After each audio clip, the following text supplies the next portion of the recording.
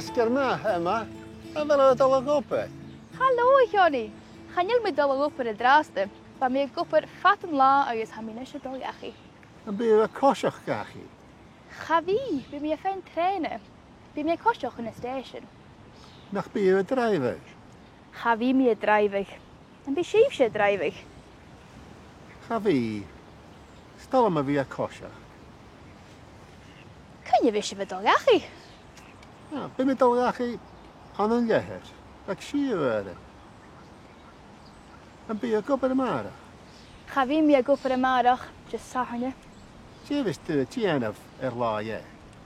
Bi mi a catol, agos bi mi a capatich fi carachin awn sy'n geri mach. Bysyn ma, byw y ffain ffos. Je fi si fy dyn y fi gyda'r iachgyn. Be mi a dol go clas cocrach.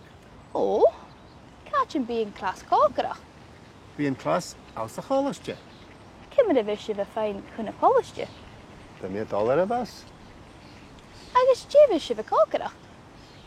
Be mi a cocrach, bieg ffrangach. O, ystal yn bieg ffrangach, a chanil mi ma'r cograch. Cyn i fi sy'n clas y tosioch i'ch.